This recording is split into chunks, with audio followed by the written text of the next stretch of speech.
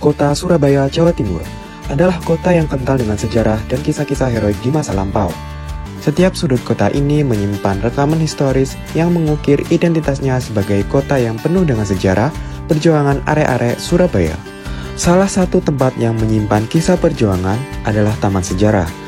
Taman ini termasuk salah satu taman tertua yang ada di Surabaya. Dibangun pada masa kolonial Belanda, Taman Sejarah tidak hanya menjadi tempat rekreasi, tetapi juga menjadi saksi bisu perjuangan arek-arek Surabaya dalam mempertahankan kemerdekaan. Mau tahu kisah selengkapnya seperti apa? Mari kita simak berikut ini.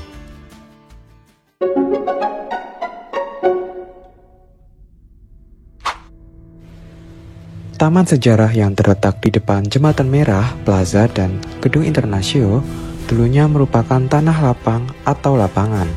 Lapangan ini pada masa lalu dikenal dengan nama Willemsplein.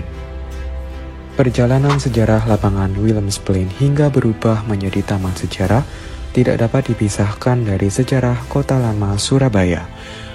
Willemsplein berada di kawasan Kota Lama yang merupakan pusat kota Surabaya pada era VOC sampai kolonial Belanda. Pada masa itu, kawasan Kota Lama merupakan jantung dari aktivitas dan pusat pemerintahan Surabaya. Sejarah pengembangan Kota Lama Surabaya dimulai dari momen penyerahan Kota Surabaya. Pada tahun 1743, Raja Mataram Pakubuwono II menyerahkan Surabaya pada Gubernur Jenderal VOC Gustav Willem Baron van Imhoff sebagai imbalan atas bantuan VOC kepada Mataram dalam meredakan pemberontakan yang mengancam kekuasaan Mataram. Wahai Yang Mulia Raja Pakubuwono, apa yang bisa kami bantu untuk mengembalikan stabilitas kerajaan Mataram? Kami sedang menghadapi pemberontakan yang mengancam kekuasaan dan keutuhan Mataram. Kekuatan kami tidak cukup untuk meredakan perlawanan ini. Untuk itulah, kami membutuhkan bantuan VOC untuk memulihkan ketertiban di wilayah kami. Baiklah Yang Mulia, kami bersedia memberikan bantuan militer untuk meredakan pemberontakan ini. Namun, kami juga membutuhkan imbalan atas kerjasama ini. Imbalannya yaitu pihak Mataram menyerahkan sebagian tanah Jawa kepada kami. Baiklah.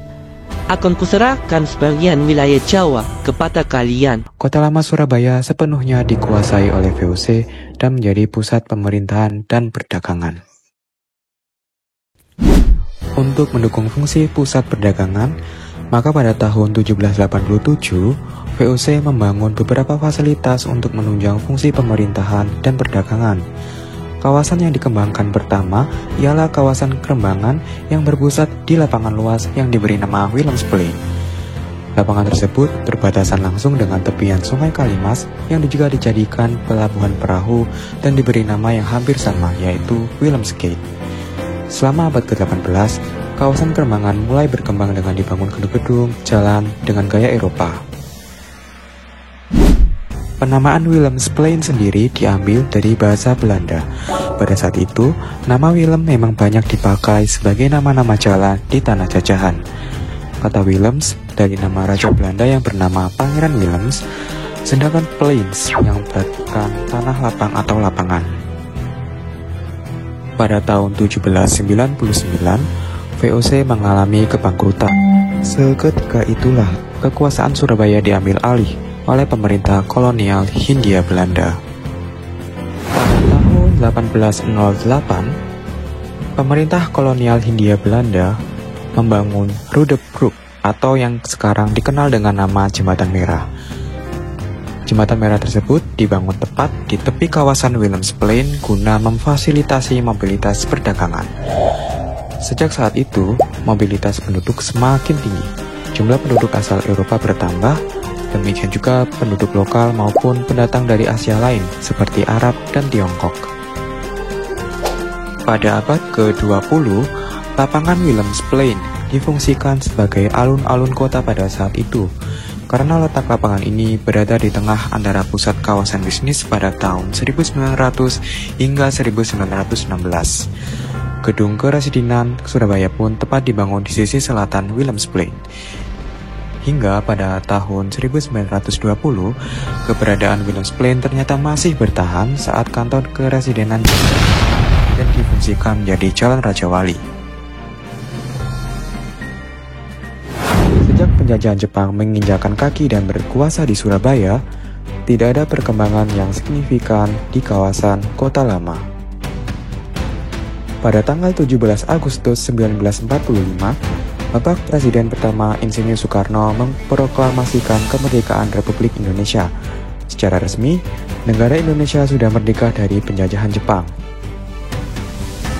Namun, pada saat itu, situasi negara belum stabil. Pada pertengahan September, tentara Inggris mendarat di Jakarta dan sampai di Surabaya pada tanggal 25 September 1945. Tentara Inggris yang tergabung dalam AFNEI datang bersama dengan tentara Nica. Kedatangan mereka untuk memulangkan tentara Jepang ke negaranya, sekaligus mengembalikan status Indonesia menjadi jajahan Belanda. Keinginan pemerintah Belanda yang merebut negara Indonesia langsung memicu kemarahan warga Surabaya kepada Belanda yang dianggap melecehkan kemerdekaan Indonesia. Kemudian pada 27 Oktober 1945, perwakilan Indonesia mengadakan perundingan dengan pihak Belanda. Namun justru berakhir ricuh. Kejadian ini yang menyebabkan pihak Indonesia dan Inggris sepakat menandatangani gencatan senjata pada tanggal 29 Oktober 1945.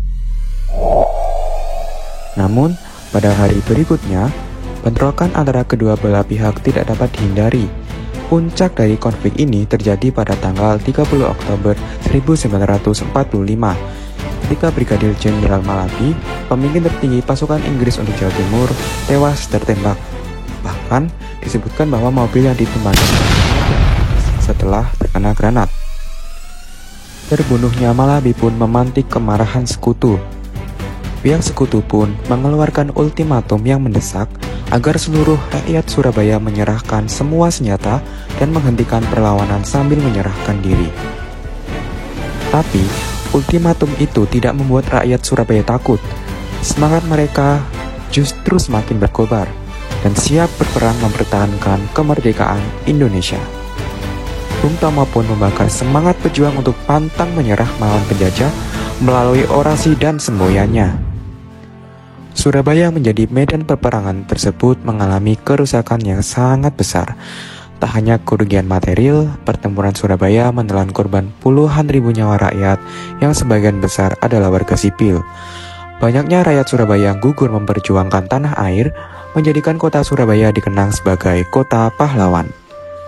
Pertempuran Surabaya yang puncaknya terjadi pada tanggal 10 November 1945 itulah yang kemudian dikenal dengan sejarah Hari Pahlawan. Untuk mengenang peristiwa bersejarah tersebut, mengutip laman resmi kominfo.jatimprov.co.id menyebut taman ini diresmikan oleh Wali Kota Surabaya Tri Risma Maharani pada Desember 2012 dan tak lama kemudian berganti nama menjadi Taman Sejarah. Lokasi Taman Sejarah berada di Jalan Taman Jayenggrono nomor 2-4, Kecamatan Kerembangan. Taman Sejarah terletak di pusat Kota Lama, di mana taman ini diapit oleh Plaza Jembatan Merah di sebelah utara, Kalimas di sebelah timur, Jalan Raja Wali di sebelah selatan, dan Gedung Internasio di sebelah barat. Taman ini memiliki luas 5.300 meter persegi. Di Taman Sejarah ini terdapat papan informasi yang menjelaskan perkembangan Kota Lama sejak Surabaya dikuasai Mataram hingga Revolusi Kemerdekaan. Serta terdapat replika mobil sedan La Salle Series dengan plat nomor SB 723, di mana spot penempatan replika mobil ini merupakan lokasi terjadinya ledakan granat yang mengenai mobil Brigadir Jenderal Malabi. Keberadaan papan informasi serta replika mobil sedan La Salle Series menjadi penanda betapa strategis kawasan Kota Lama Surabaya ini sebagai latar berbagai peristiwa penting dalam sejarah Kota Surabaya, baik Surabaya sebagai kota perdagangan, pelabuhan, maupun sebagai latar pencetus Hari Pahlawan di Indonesia.